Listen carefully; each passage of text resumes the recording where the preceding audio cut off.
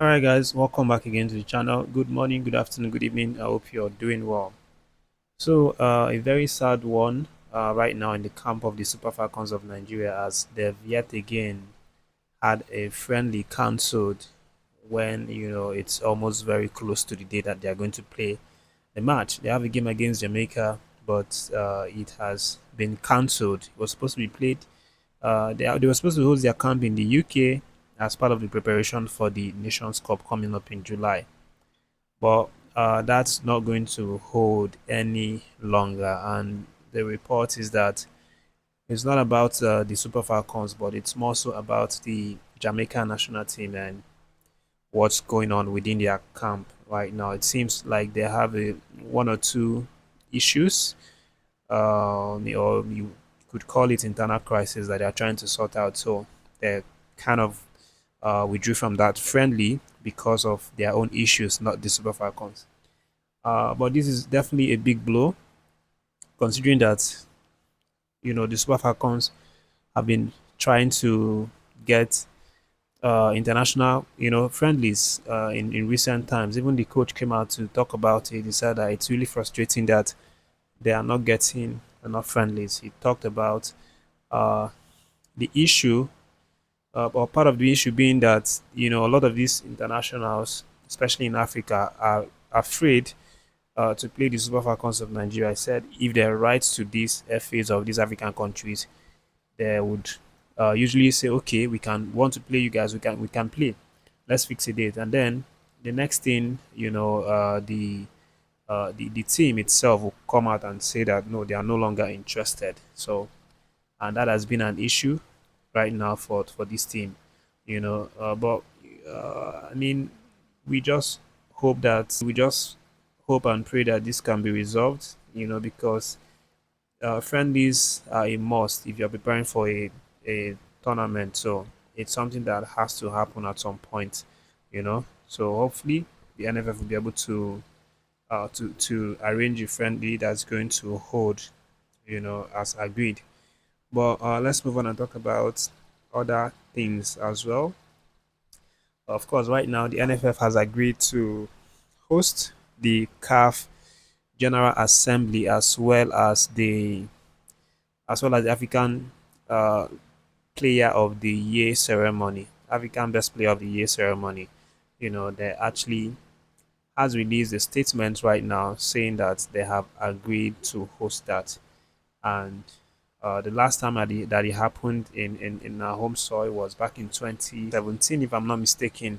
But it seems that it's going to happen again, this year. That will be, I think, October or so of this year when, the ceremony will be held. And Motsepe has taken to the media to talk about it. He said that the president, Bola Ahmed Tinubu, has agreed that it should be hosted, but he's saying that Tinubu is insisting that it should be hosted in Abuja, which is the capital city of the country. But the CAF president is saying that he wants the ceremony to be hosted in Lagos.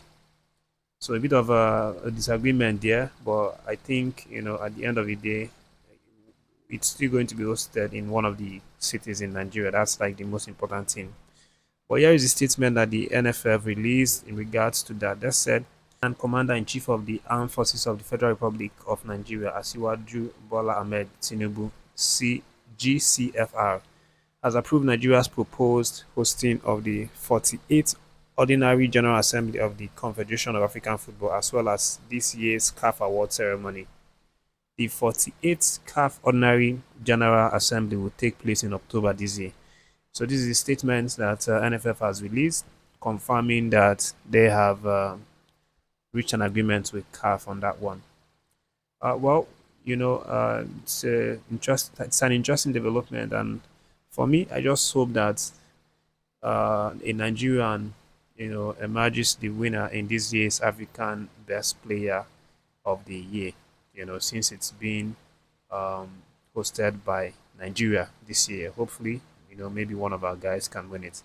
But let's move on, guys, and talk about former Super Eagles player and also a legend of the national team, Victor Ikpeba, he has now come out now to criticize Arsenal as well as Arsenal fans, stating that the match, over the weekend, I think it was against West Ham, that saw Arsenal, on the receiving end of a favor from a VAR which cancelled a late equalizer from West Ham, uh, stating that a foul was committed on the goalkeeper. So Ikpeba has come out now to blast Arsenal and Arsenal fans, saying that that was obviously a mistake because it was just a normal pushing and shoving, situation going on in the Arsenal defense area. By the way, I think it was a corner, played in. So Ikpeba is saying that Arsenal are the ones that have done this the most to other Premier League club side this season, with their constant bullying and shoving of players whenever they play corners. And by the way, Arsenal have converted a lot of goals this season from corners and set pieces, and they've been doing that a lot. So Victor Ikpeba feels that that was not fair to West Ham because Arsenal have been doing this to other clubs, and he hasn't seen the officiating team or the VAR overturn their goal, from that kind of event. So he feels that West Ham was robbed in this game. But this is his word. He said VAR is not doing what it's supposed to do in the English Premier League. When you talk about shoving and pushing, the one club that does it more than the others is Arsenal. Their bully defenses and are not punished. So in this situation, it is a mild touch, and for VAR to wait 5 minutes to make a decision, that shows a lot.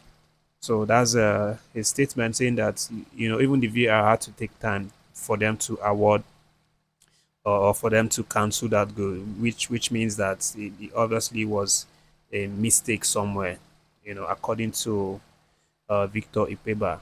But let me know what you think. Do you think if you watch that match, do you think that West Ham was robbed? Do you think it was a clean goal that was denied of them? But again, this season's EPL is still very much intact. Although Arsenal have an advantage right now, they've played 36 games so far, and they are topping with they are at 79 points. Man City 74 points. Man City have a game today against Crystal Palace, so they are going to need to win this game, and then over the weekend, they still have a game. Arsenal Arsenal has against Burnley, which is relatively easy for them. But again, it's difficult, as you know. End of season is going to be difficult, and for Man City, they have against Bournemouth, which is a more difficult fixture. And then for the final fixture, Arsenal will be playing Crystal Palace, and then Man City will be playing Aston Villa. So that's just how it ends, for these two teams. And if you look at what's happening, I mean, it's easy to see that Arsenal have a fairly easy opponent, in their last two games, while Man City has a really strong one, in Crystal Palace today, and then in the final day against Aston Villa, but also they'll play Bournemouth before the final game. So that's how it is right now. I mean, this season, Arsenal, it just feels like everything is working for Arsenal, and they really have to make it count, and win something, because it's been a really long time that they've actually won the league, and they've not won the Champions League ever. So they are in the final as well. So maybe this season might just be that best season for them.